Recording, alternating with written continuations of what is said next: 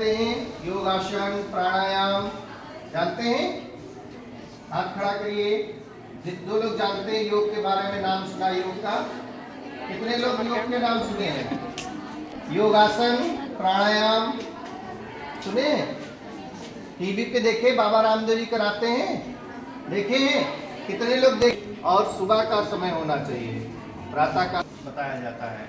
उस समय में हम अगर योगाभ्यास करें तो निश्चित रूप से हम स्वस्थ दिनचर्या को अपनाएंगे। योग के 8 अंग बताए गए हैं, अष्टांग योग बताया गया है। पहला है यम, नियम, आसन, प्राणायाम, प्रत्याहार, धारणा, ध्यान और समाधि। ये 8 अंग योग के बताए गए हैं। ठीक है।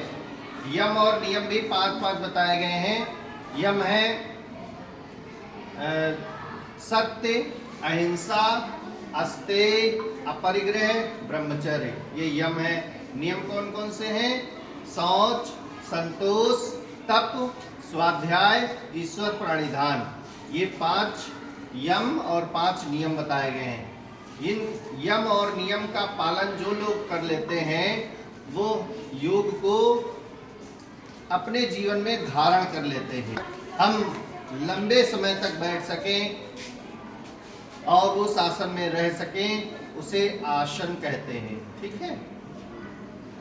कभी कभी आप लंबे समय तक जो है पालथी मार के बैठते हैं, उसे हमें सुख महसूस होता है। कई बार आप पद्मासन में बैठते हैं, एक पैर दूसरे पैर के ऊपर चढ़ा करके बैठते हैं, तो उसको पद्मासन कहते हैं।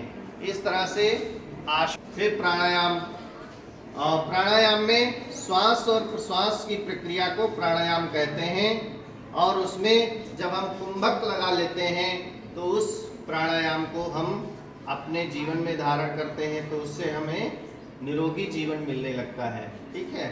श्वास प्रश्वास तो हम हंस में करते हैं, प्रतिदिन करते हैं, हर पल करते हैं, तो लेकिन अगर हम कुंभक लगा करके करते हैं प्राणायाम को, तो वह प्राणायाम हमारे लिए फायदेमंद हो जाता है। और फिर प्रत्याहार, यानी कि हमारा आहार विहार भी स्वस्थ होना चाहिए, अच्छा होना चाहिए। हरी सब्जी है ना, सात्विक आहार है ना, और आहार विहार मतलब, और सुबह प्रातःकालीन में सुबह टहलना। ठीक है। नहीं सुबह समय मिला तो शाम को टहलना। तो इस तरह से हमारी दिनचर्या एक व्यवस्थित दिनचर्या होनी चाहिए। ठीक है। तो ये चीजें, और फिर आता है धारणा। जिस पे हम धारणा करते हैं उस पे हमारा ध्यान लग जाता है।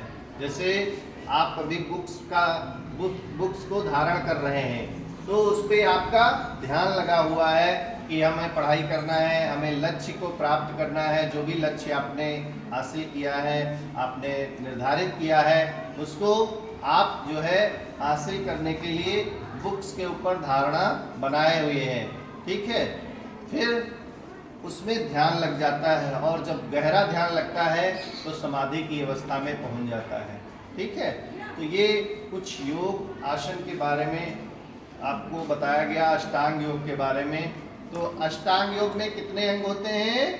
योग के 8। कौन कौन से?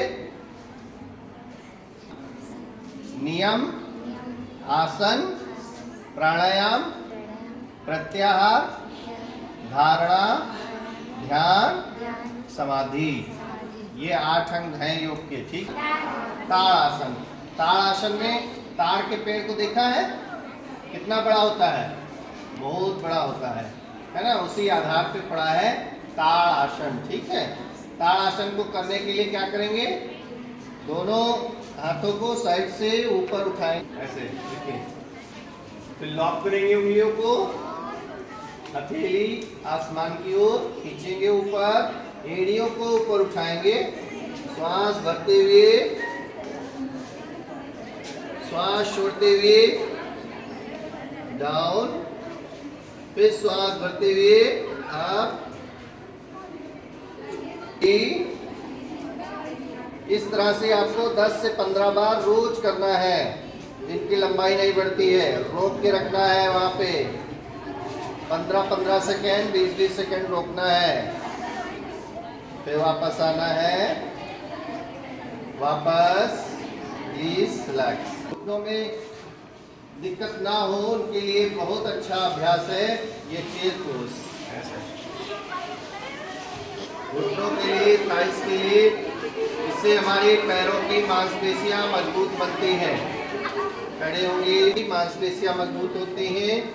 घुटने हमारे, कमर दर्द कितनों को होती है? कमर दर्द कितने बच्चों को होती है? ये हम लोग हाथ खड़ा करिए। कमर दर्द की समस्या ज्यादातर बच्चों को होती है, ठीक है। हमारे अस्पताल में सबसे ज्यादा कमर दर्द वाले इस समय आ रहे हैं, ठीक है। पीछे कमर में ऐसे सपोर्ट देते हैं, ठीक है, फिर बैक बेंडिंग करते हैं, फिर बीच में आएंगे, करिए अच्छे से। एक बार वापस बीच में आएंगे। अब जैसे आगे झुक करके, जिनको कमर में दर्द है वो आगे झुक के काम नहीं करेंगे, ठीक है। और जिनको गर्दन में दर्द है वो आगे गर्दन को नहीं झुकाएंगे, ठीक है। ये ध्यान रखना करते हैं, दीवार के भंग हो जाते हैं ऐसे, है ना। तो क्या करना है कि आपको ऐसे गर्दन को टेक लेना है, ठीक है, थोड़ी देर के लिए, फिर वापस आ जाना है, तो आपकी दर्द हल्की हो जाएगी। इतनी अच्छी बातें बताई जा रही है, अपनी मम्मी को घर में बता देना जाके। हाँ। ज्यादातर मम्मियों के घर में सबके कमरे दो पैर है, ठीक है, और इसके बीच में जो है ये चैनल है, इसको आप दबा लीजिएगा, कमर दर्द खत्म हो जाएगी, ठीक है। इसको रोज दबाइए। इनको कमर दर्द पे चने के दाने 5 या 6 दाने आप चिपका लें, और फिर चिपकाने के बाद में यहाँ पे उसको पेपर टेप को चिपका लें, ठीक है। फिर उसको प्रेस करते रहें बीच बीच में, ठीक है। और कम से कम 4 से 5 घंटे उसको चिपका रहने दें, वो अपने आप भी प्रेशर बनाएगा, और बीच बीच में आप अंगूठे से दबाएंगे तो उससे ज़्यादा प्रेशर अच्छा होगा। तो ये कमर दर्द की समस्या को दूर करने के लिए बहुत अच्छा चैनल है, ये रोज़ इसको मसाज किया करिए, ठीक है, रोज़ दबाया करिए। ये तीनों मसाज करने वाले हैं, अच्छी चीज़ें हैं, ठीक है। इसको रोज़ करेंगे तो काफ़ी लाभ मिलेगा। ये आपकी गर्दन है, गर्दन, ठीक है, ये गर्दन है। जिनको गर्दन में दर्द है तो वो ऐसे घुमाएं अंगूठे को, और गर्दन के दर्द में आराम मिलेगा, ठीक है, इसको घुमाइए। और जिनको सिर में दर्द, जैसे यहाँ पे दर्द है हेड पे, ठीक है, तो क्या करेंगे कि यहाँ पे ब्लैक कलर लगा देंगे, यहाँ पे अंगूठे के अग्र भाग में ब्लैक कलर लगाएंगे या ब्लू कलर लगाएंगे, ठीक है। तो पेन से और या स्केच से आप लगा सकती हैं, तो आपका दर्द कम हो जाएगा। दूसरा, अगर हेड पीछे हो रहा है तो यहाँ पे लगाएंगे, यहाँ पे, ठीक है। अगर दांतों में हो रहा है तो ये चारों तरफ लगाएंगे, ठीक, यहाँ पे, ठीक। और किसी को जुकाम है तो जुकाम के लिए क्या करेंगे कि ये जो उभरा हुआ भाग यहाँ पे दिख रहा है, यहाँ पे उभरा दिख रहा है, ठीक है, ये नोज है, नोज, ठीक है। यहाँ पे क्या करेंगे, रेड कलर लगा देंगे, रेड कलर, ठीक है, तो जुकाम कम हो जाएगा। तो ये बहुत अच्छी चीज़ें हैं, ये कलर थेरेपी भी बोलते हैं और एक्यूप्रेशर थेरेपी भी बोलते हैं, ठीक है। तो इसको आप अपने जीवन में छोटी छोटी चीज़ों में धारण कर लीजिए और सही हो जाएगा। किसी को सिर दर्द हो रहा है तो ये पॉइंट्स यहाँ पे होते हैं, यहाँ पे देखिए 2 होल गड्ढे जैसे हैं, ठीक है, इनको दबा के छोड़िएगा, दबाइए और छोड़िए, 5 से 10 बार इनको दबाइए, छोड़िए, है ना। बैठ करके दबाना है, छोड़ना है, ठीक है। एक दूसरे के भी दबा सकते हैं और अपने भी दबा सकते हैं, ऐसे आईब्रोज को दबा सकते हैं, ठीक है ना। तो सिर दर्द नहीं होगा आपको। ये बीच में जहाँ पे बिंदी लगाती हैं वहाँ पे आप इसको रोज दबाइए, 2 दिन दबाइए, 2 दिन में, और तुरंत सिर दर्द में आराम मिलता है। जैसे तेज दर्द हो रहा हो, क्रीम खाना नहीं है।